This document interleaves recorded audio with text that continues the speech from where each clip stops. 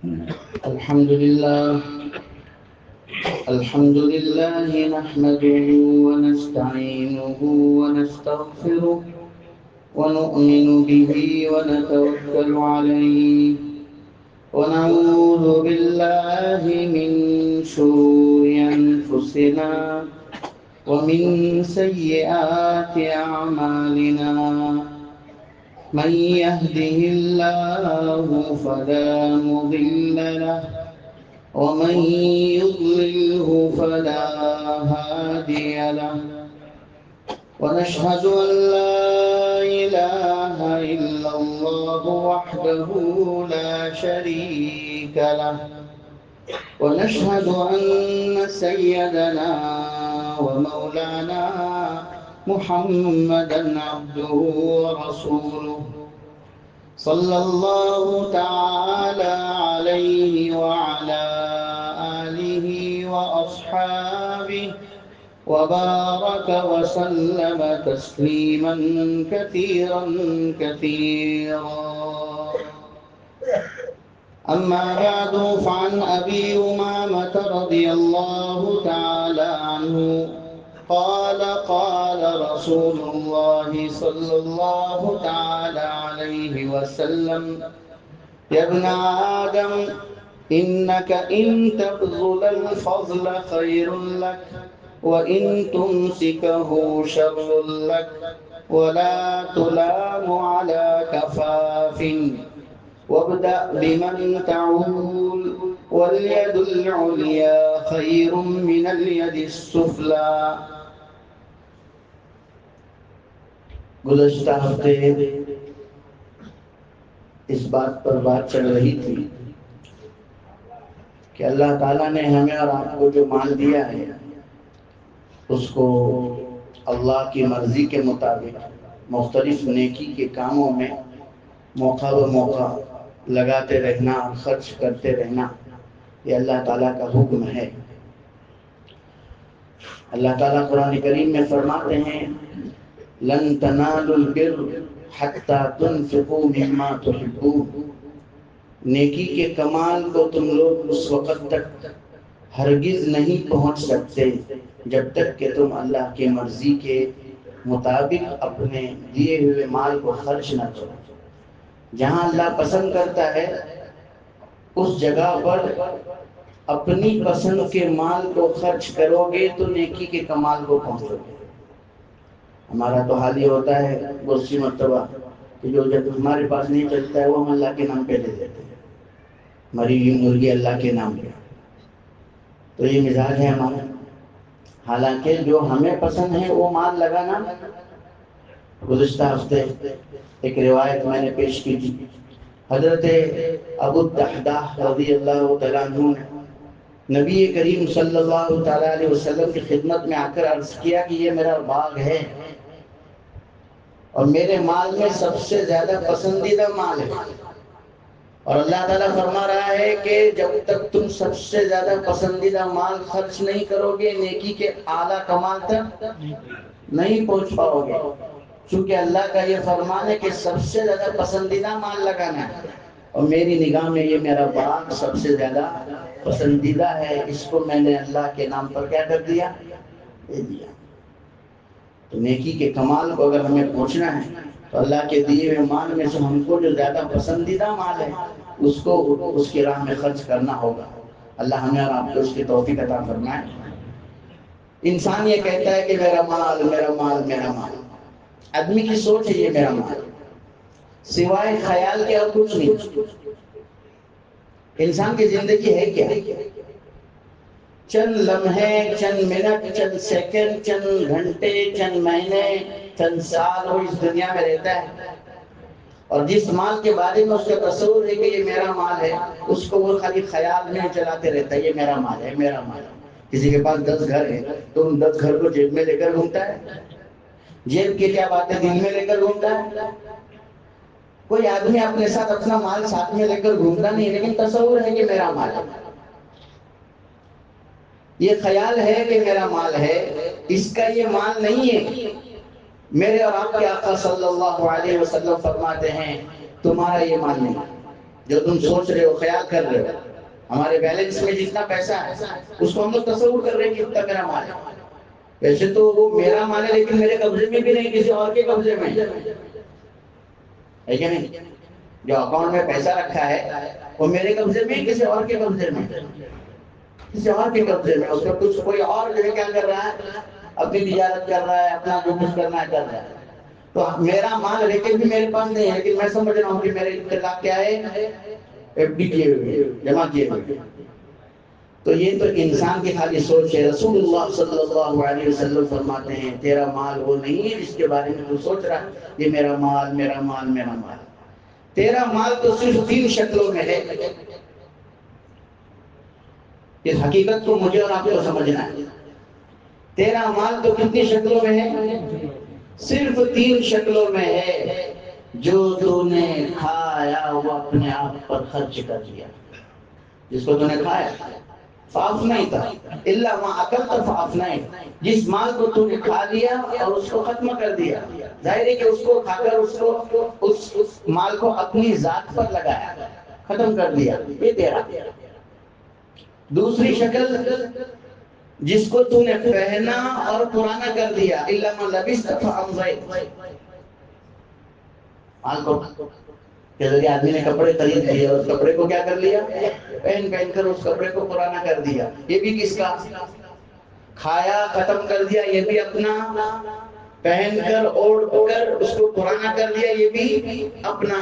اور تیسری شکل فرمائی جو سب سے زیادہ اہم ہے کہ جس کو تو نے آگے لگا دیا، اللہ کے بینک میں جمع کرا دیا، جس کو تم نے انسانوں کی ضرورتوں میں خرچ کر دیا. اس لگائے ہوئے مال کو تم نے فابقیتا کیا کر دیا، باقی رکھ دیا، وہ جمع ہو گیا. اس کے بارے میں تو یہ کہہ سکتا ہے کہ یہ میرا مال، یہ میرا مال، میرا مال.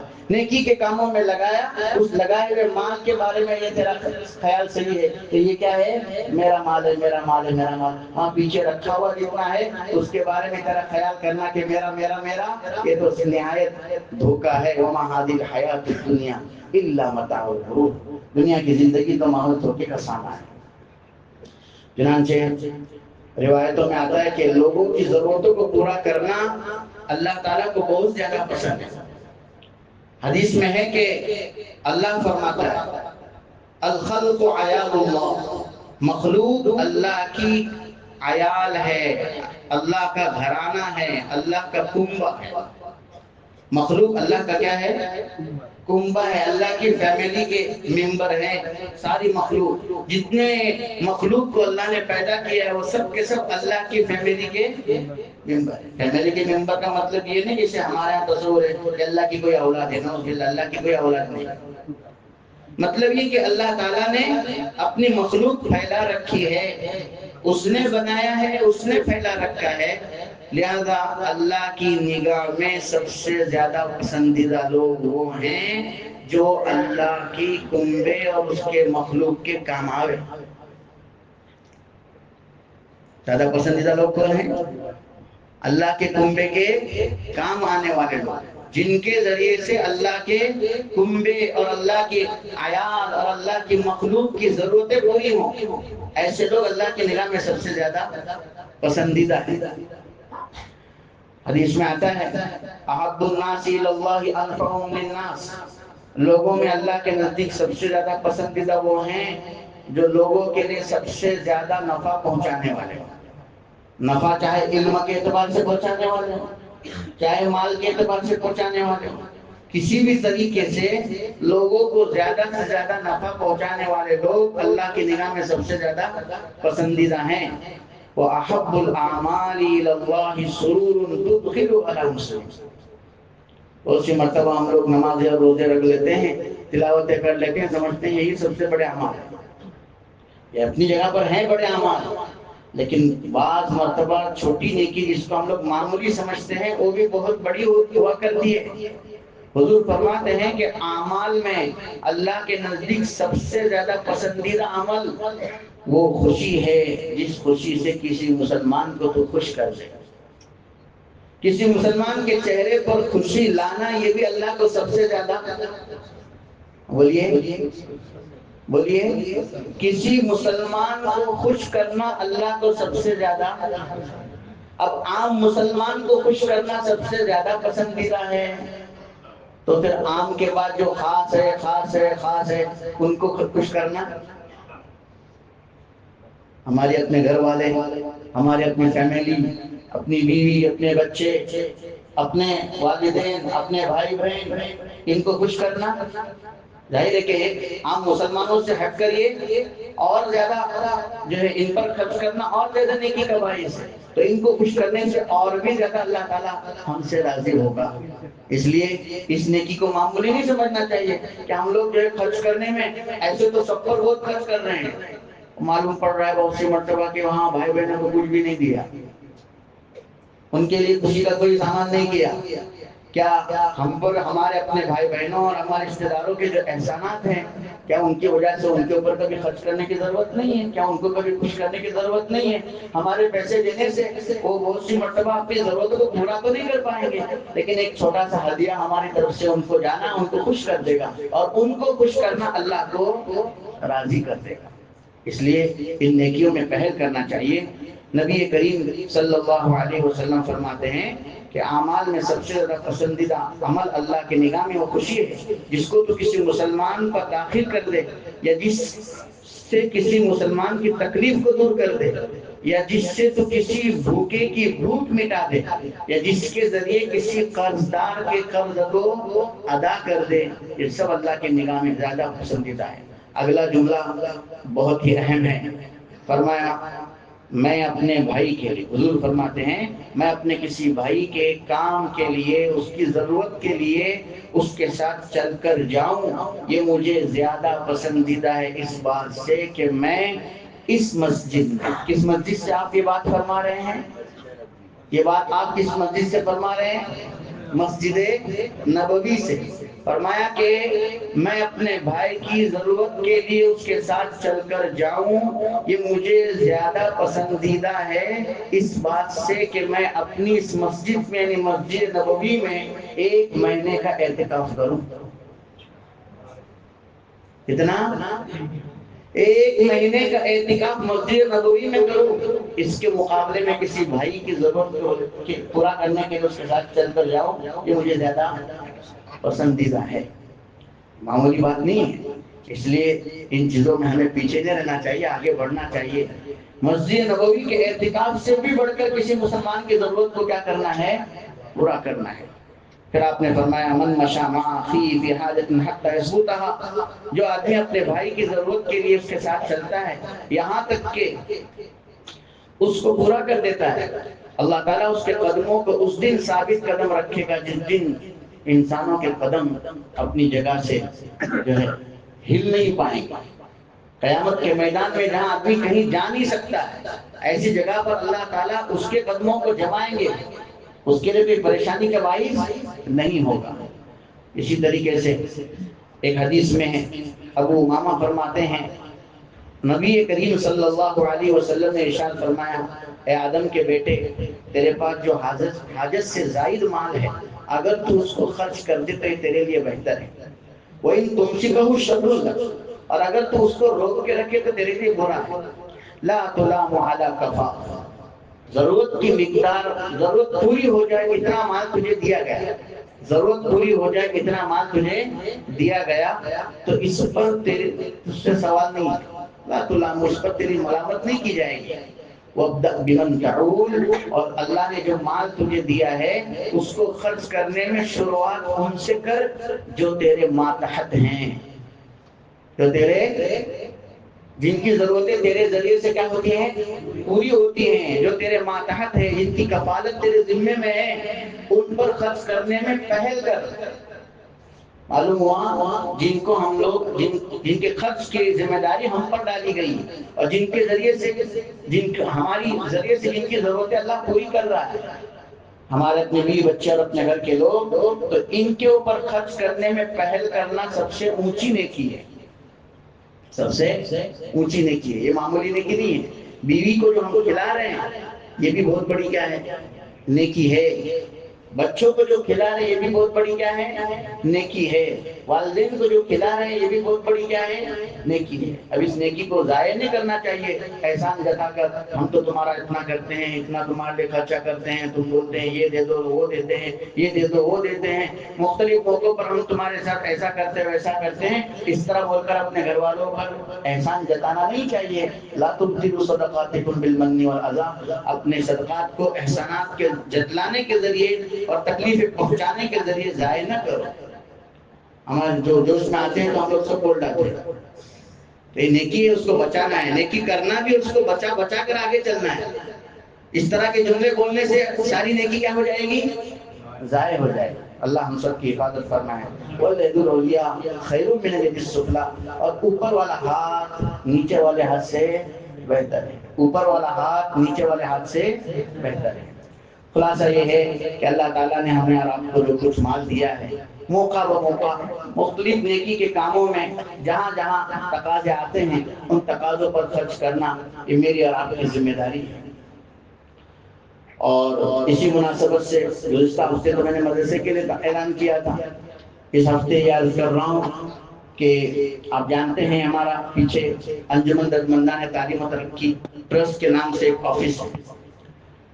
ہر سال میں اس تعلق سے عرض کیا کرتا ہوں کہ یہ حضرات اہل علم کی طرف سے شروع کیا ہوا ایک ادارہ ہے جو بڑے بڑے اکابر کے ماتحتی میں چل رہا ہے. اور الحمدللہ یہ ادارہ پورے کوکن کے اندر تقریباً 23 شاخوں پر مشتمل ہے. 23 شاخوں پر مشتمل ہے. ہر علاقے میں اس کی الگ الگ شاخ ہے اور یہ 23 شاخوں کے ذریعے سے جو ہے تقریباً 3500 بیواؤں کو ہر مہینہ وظیفہ دیا جاتا ہے. کتنا؟ 3500 بیواؤں کو ہر مہینہ وظیفہ دیا جاتا ہے. تو مختلف کام وہاں پر ہو رہے ہیں، مدارس چل رہے ہیں، مکاتب چل رہے ہیں، لڑکیوں کے مدارس چل رہے ہیں، اور اسکول اور کالج کے ساتھ مدرسے کی ترتیب شکل دی ہوئی مہاڑ میں مختلف کام وہاں پر چل رہے ہیں. تو اسی کی ایک شاخ اپنے یہاں یہ ممرہ کوثا کی تقریباً 12 سے 13 سالوں سے یہاں چل رہی ہے. یہاں پر بھی الحمدللہ کام کیا گیا، محنت کی گئی، لوگوں سے بات کی گئی تو لوگوں نے ہمیشہ اس میں ہیلپ کی، مدد کی ہے. آپ حضرات نے اس میں ہمیشہ بڑا تعاون کیا ہے. ہمارے یہاں الحمدللہ 300 بیواؤں کو تقریباً ہر مہینہ وظیفہ دیا جا رہا ہے. کتنا؟ 300 بیواؤں کو وظیفہ دیتے ہیں. اور اسکول کی فیس کے اعتبار سے بھی محنت کی جاتی ہے. ہمارے اپنی مثال کے مطابق جو غریب ضرورت مند بچے ہیں ان کو فیس کے اعتبار سے مدد کی جاتی ہے. اسی طرح رمضان راشن تقسیم کیا جاتا ہے. اس مرتبہ ہم نے 500 کٹ تقسیم کیے ہیں. اور اسی طریقے سے جو ہے صدقۃ الفطر یہ 400 لوگوں میں دینے کا ہم لوگوں کا جو ہے ہمیشہ معاملہ رہتا ہے. اگر سب سے پہلے جو ہم لوگ صدقات اور زکاتیں اور اپنی جو کچھ فطرے نکالتے ہیں اس سب کے مستحق ہمارے اپنے رشتہ داروں میں کوئی غریب ہے تو سب سے پہلے یہ لوگ ہمارے ان دیے جانے والی چیزوں کی کیا ہے؟ مستحق ہے. پہلے یہ ہمیں دیکھنا ہے کہ ہمارے رشتے کے لوگوں میں کون ضرورت مند ہے، چاہے وہ بولتا نہیں ہے لیکن ہمیں دیکھنا ہے کہ ضرورت مند ہے کیا نہیں ہے. وہ اگر ہے تو اس کو ہمیں مدد کرنی ہے. اس کے لیے یہ بولنے کی ضرورت نہیں ہے مادو سی فطرو ہے، ہاں جو ماہی ماجی زکات ہے دلہا دے بھی رہے اور اس کو کاٹ بھی رہے آلے سے. سمجھ میں آیا کہ نہیں؟ یہ ہمارے یہاں بڑا مزاج لوگوں خراب ہو گئے ہیں. دینا ہے تو اس کی حیثیت کو بتا کر دینا کہ میں کیا دے رہا ہوں. پھر دے دو اور چپ چاپ ہٹ جاؤ پیچھے. مانگو اللہ سے کہ اللہ قبول فرما. سیدنا ابراہیم کعبے کی تعمیر کر رہے ہیں، دعا مانگ رہے ہیں ربنا تقبل منا. اور یہاں ہم لوگ صدقہ دے رہے ہیں، دعا تو چھوڑو احسان پورا جتا کریے. صدقہ دے رہا ہوں، زکات دے رہا ہوں. بھائی زکات کو بھی ہدیہ بول کے دے دو. غریب ضرورت مند ہے اور تمہارا رشتہ دار ہے، رشتہ دار کو رشتہ دار سے لینے میں دل پہ بوجھ آتا ہے. رشتہ دار کو رشتہ دار سے لینے میں کیا آتا ہے؟ جب زکات بولے گا صدقہ بولے گا تو لینے میں بوجھ آئے گا. ہدیہ بول کر دے تو خوشی سے لے لے گا. ہمیں پتا ہے کہ وہ ضرورت مند ہے، اس کو دیا جائے گا ہدیہ دے کر، تو بھی ہمارا صدقہ ہماری زکات کیا ہو جائے گی؟ ادا ہو جائے گی. تو اگر ہمارے رشتے کے لوگوں میں ایسے لوگ ہیں جو ضرورت مند ہیں، سب سے پہلے ہمیں اپنا فطرہ اپنی زکاتیں ان پر خرچ کرنی ہے. ان کو دینے کے بعد ہمارے پڑوس میں آس پڑوس میں لوگ اگر ضرورت مند ہیں ان کی ضرورت کو ہمیں پوری کرنی چاہیے. اور اگر ان کو دینے کے بعد بھی ہمارا پیسہ ہماری زکوٰۃ بچتی ہے تو پھر ہماری نگاہوں میں جو مختلف ادارے ہیں جن میں سے ہم جس بھی ادارے پر اعتماد رکھتے ہیں بھروسہ رکھتے ہیں ان کسی بھی ادارے کو ہم اپنی زکوٰۃ اور فطرہ وغیرہ دے سکتے ہیں. ہماری آپ سے اپیل یہ ہے کہ آپ اپنی زکوٰۃ اور فطرہ ہمارے ادارے انجمن میں پیچھے مولانا بیٹھتے ہیں ان کے پاس جمع کرائیں. انشاءاللہ آپ کا یہ دیا ہوا جو ہے 300 بیواؤں کو ہر مہینہ وظیفہ جا رہا ہے. اگر آپ نے اپنی ذریعے سے مدد کی تو انشاءاللہ ہر مہینے کو 1500 لوگوں کے پیٹ میں آپ کے ذریعے روزی جائے گی. کتنے؟ ہر مہینے کو 1500. ایک بیوہ کے گھر میں کتنے افراد ہیں؟ 5 افراد اگر مان لیتے ہیں تو 300 سے 1500 لوگوں کو جو ہے کھانا ہمارے ذریعے سے پہنچے گا. کون سے لوگ میں سے پہنچے گا ہم نہیں جانتے. اسی طریقے سے اگر ہم نے فطرے میں بھی زیادہ سے زیادہ تعاون کیا تو 400 کا حساب جو 2000 بنتا ہے. تو عید کے موقع پر 2000 لوگوں کی ضرورت کیا ہو جائے گی ہمارے ذریعے سے پوری ہو جائے گی. اس لیے آپ حضرات سے خصوصی گزارش ہے کہ آپ اپنے تعاون سے ادارے کو ضرور شرف بخشیں. وآخر دعوانا الحمدللہ رب العالمین. فطرہ ہم نے 100 روپے رکھا ہے. 100 روپے کی رقم ہے.